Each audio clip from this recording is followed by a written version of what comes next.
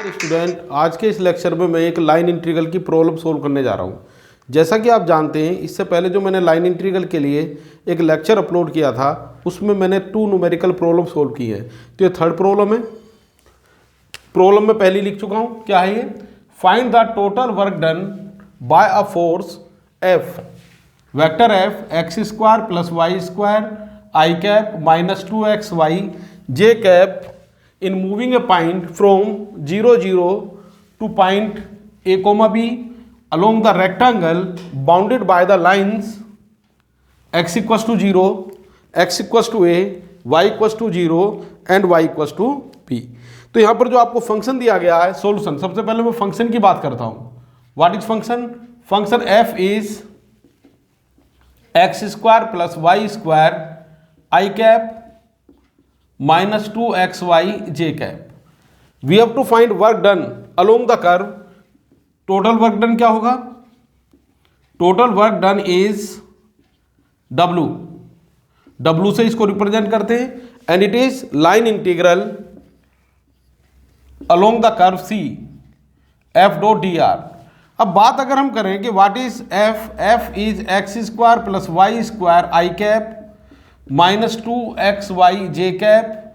अभी तक मैंने कर्व के बारे में लिखा जरूर है क्वेश्चन में, लेकिन इसको इम्प्लीमेंट अभी मैंने सॉल्यूशन में नहीं किया है। अभी इसके बाद इम्प्लीमेंट कर देंगे। अगर 2 डायमेंशन की बात है तो dx आई कैप प्लस dy जे कैप लिखेंगे। थर्ड डायमेंशन में है तो हम यहाँ पर क्या लिख सकते हैं? प्लस dz के कैप। उसकी फिलहाल कोई ज़रूरत नहीं है।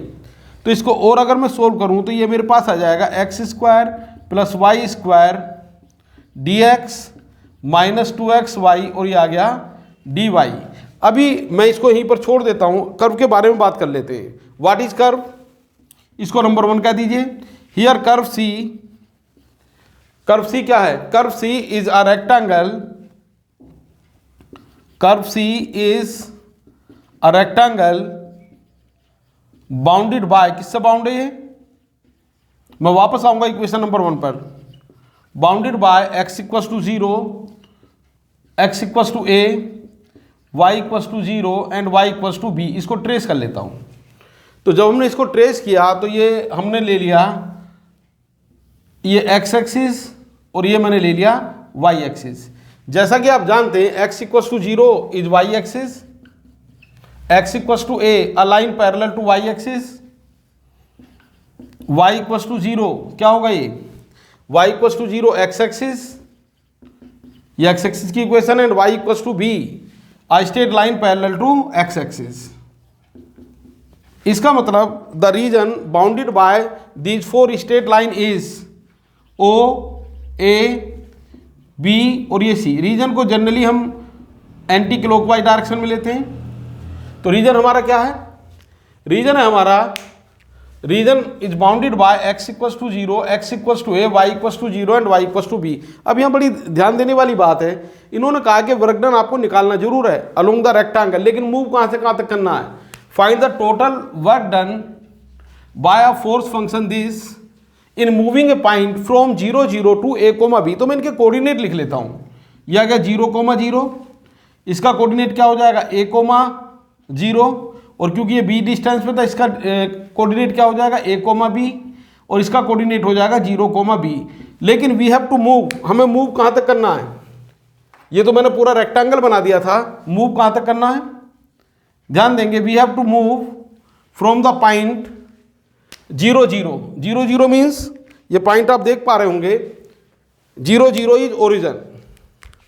That means we have to move from 0 0 to the point a, b। a, b is point b। लेकिन आपको अब यहां पर जाने के कई रास्ते हैं। आप डायरेक्ट भी जा सकते थे, कोई पैराबोला बना के भी जा सकते थे और एनी कर्व, लेकिन आपको वही रास्ता चुनना जो इसने कहा है। क्या करना है? We have to move along the rectangle. तो आपका जो पाथ है वो क्या है? हमें पहले कहां से कहां तक जाना पड़ेगा? We have to move first from o to a and then a to b। तो आपको सिर्फ इतने ही पाथ का यूज करना, पूरे रेक्टेंगल का यूज आपको नहीं करना है। क्लियर है? अगर वो कहता over along the full rectangle तो आपको वापस ओ पे आना पड़ता। फिलहाल उसकी कोई जरूरत मुझे नहीं है। तो इक्वेशन नंबर 1, इस पर वापस आता हूं। इक्वेशन नंबर 1 इज जो आपने लिखा हुआ देख पा रहे हैं, तो इसको मैं किस तरह लिख सकता हूँ, equation number 1 can be written as curve C is combination of two straight line. वो क्या क्या स्ट्रेट लाइन है? Number 1, curve C is divided into two parts, first straight line O2A and then straight line A2B। तो यहां पर ये आ गया OA x square plus Y square d x minus 2xy dy plus, और दूसरा क्या हो जाएगा ये AB, it is X square plus Y square d x minus 2xy dy, और इसी को भी मैं नाम दे रहा हूं W इज, इस इंटीग्रल को नाम दे दिया I1 और इस इंटीग्रल को मैंने नाम दे दिया I2 और इसको कह दिया मैंने 2। I1 का मतलब integral along the straight line OA and I2 का मतलब है integral along the straight line AB। तो मैं 1 बाय 1 इनको सोल्व करने जा रहा हूं। तो सबसे पहले मैं बात करूंगा I1 की, तो हेडिंग डाल दो डिटर्मिनेशन ऑफ I1। क्वेश्चन की मुझे फिलहाल अब कोई जरूरत है नहीं। तो किसको सोल्व करने जा रहे हैं? First I will determine I1। तो डिटर्मिनेशन ऑफ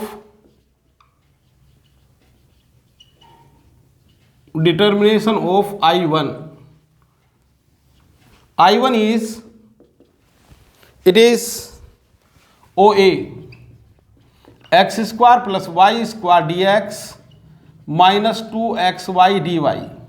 ध्यान देंगे इक्वेशन ऑफ OA। अब आपको इसको जैसा मैंने बताया था, आप x और y में ये इंटीग्रल चल रहा है तो आप इसको किसी एक वेरिएबल में चेंज कर लीजिए, आइदर इन x और y। तो इसके लिए क्या करेंगे, आप इस इक्वेशन का यूज करें। Equation of straight line OA क्या होगा? Equation of OA is, it is x axis, इसका मतलब y इक्वल्स टू 0 और this implies dy equals to 0। तो I1 क्या हो जाएगा? देयरफॉर I1 इज, यानी ये जो आपका इंटीग्रल था I1, इसको चलो मैंने 3 कह दिया, तो equation number 3, this implies I1 is X square remains x square, y is 0, dx remain dx, ये कितना आ गया 2x इंटू 0, dy भी कितना आ गया 0।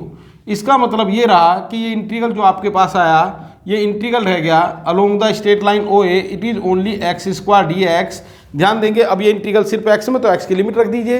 When we move from the point O to A, x varies from, x कहाँ से कहाँ तक वेरी होता नजर आ रहा है, x वेरीज फ्रॉम 0 टू कितना हो गया ये A, यानी you have to write limit x equals to 0 to x equals to A। दिया गया 0 टू A, इसको इंटीग्रल को सोल्व कर दो, एक्स स्क्वायर का इंटीग्रल x³ बाय 3, और ये आ गया मेरे पास 0 टू A। फर्दर सोल्व कर दो, लिमिट रख दो, तो ये आ गया a³ by 3, it is value of I1। इसको नाम दे दीजिए इक्वेशन नंबर 4। चलिए अब इसी तरह मैं सोल्व करने जा रहा हूं इंटीग्रल I2। तो व्हाट इज I2? हेडिंग लिख देता हूं इसके लिए, डिटर्मिनेशन ऑफ I2। क्या इंटीग्रल बनेगा I2? हेडिंग आ गया डिटर्मिनेशन ऑफ I2। हाँ जी, I2 is integral along the curve AB, और ये क्या होगा x square plus Y square d x minus 2xy dy, और इस इक्वेशन को नाम दे दीजिए आप 5। क्लियर है? अब इस स्ट्रेट लाइन के लिए, यानी स्ट्रेट लाइन AB, आप इसके बारे में जो भी कुछ जानते हैं वो लिख दें, यानी इसकी इक्वेशन लिख दें, और इक्वेशन के बाद जो भी आप डेरिवेटिव वगैरह फाइंड कर सकते हो फाइंड कीजिए। तो इक्वेशन ऑफ AB इज, देखिए कई बार आपको यहाँ पर dx की वैल्यू dy की वैल्यू डायरेक्ट मिल गई constant term, some time we get a relation between dx and dy, जैसे इससे पहले वाले लेक्चर में आए थे। तो क्या होगी यहाँ पर equation of AB, it is straight line parallel to y axis at a distance a। तो क्या बनाइए, it is x equals to a। इसको इंप्लीमेंट किया तो dx कितना आ गया 0, x को a और dx को 0 आप पुट कर दीजिए इक्वेशन नंबर 5 में। तो what implies equation number 5? It implies I2 is X square की जगह आ गया a स्क्वायर, वाई स्क्वायर की जगह वाई स्क्वायर ही रहेगा, लेकिन dx की जगह क्या आ गया 0, तो एक गायब हो जाएगा। पहली टर्म हमारी टर्मिनेट हो जाएगी और ये नेक्स्ट कितना आ गया 2a, x की जगह तो a रखना है ना, और ये आ गया y और dy रिमेन्स dy। और इसके बाद अब ये पूरा का पूरा क्वेश्चन आपका किस में आ गया, y में आ गया। तो y की लिमिट के बारे में विचार करें।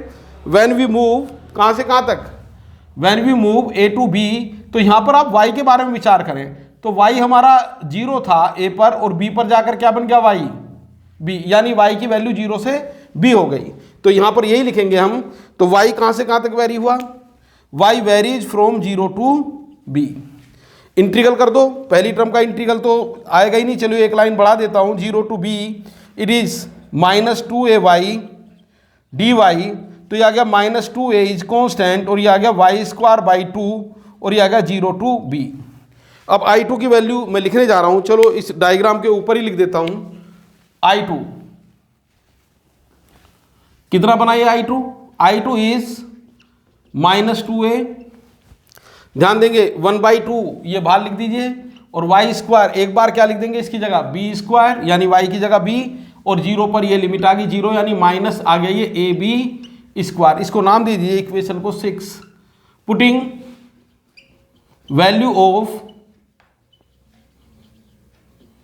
Values of I1 and I2 in equation 2।